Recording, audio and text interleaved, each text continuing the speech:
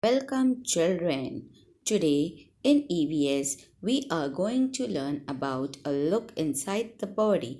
Last time, we had learned about the internal organs, the external organs, our sensory organs. We had also learned about the cavities, that is the cranial cavity, the thoracic cavity, the abdominal cavity, and the pelvic cavity. Also about the esophagus. Now, today we are going to learn about the heart. There is blood in our body. We take in air when we breathe in. Our blood carries the air to all parts of the body. The food that we eat gets digested. It is again blood that carries the digested part to every particle of the body. For these purposes, it is necessary to keep blood flowing through the blood vessels that spread throughout the body. It is the function of the heart to keep the blood flowing. The heart is an important internal organ. It is in the center of the thoracic cavity, a little to its left.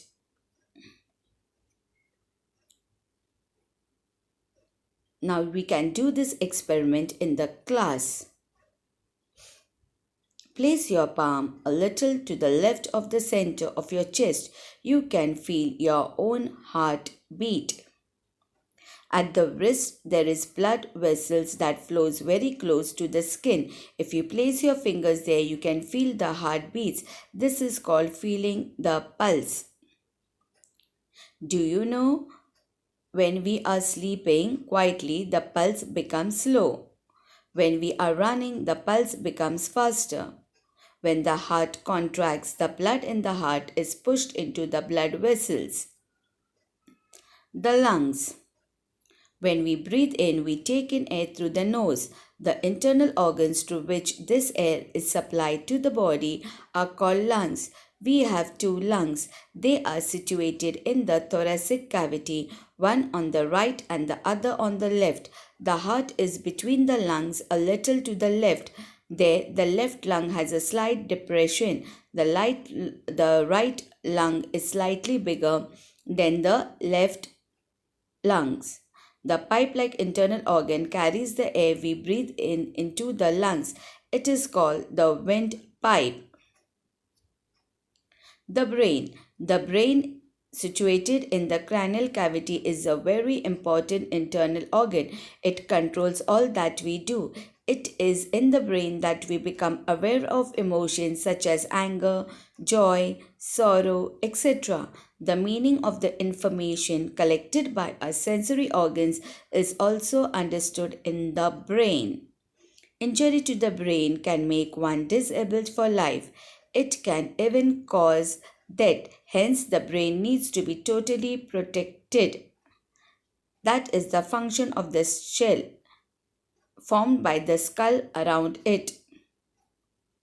The structure of a body is very complex. There are a large number of organs inside a body which help it to perform all its functions smoothly. It is very interesting to learn about all these organs. The numerous important functions that go inside our body are carried out by different organs. These organs inside our body these organs are inside our body. They cannot be seen from the outside. They are called the internal organs. The body is structured in such a way that the internal organs remain safe within the cavities inside the head and the torso.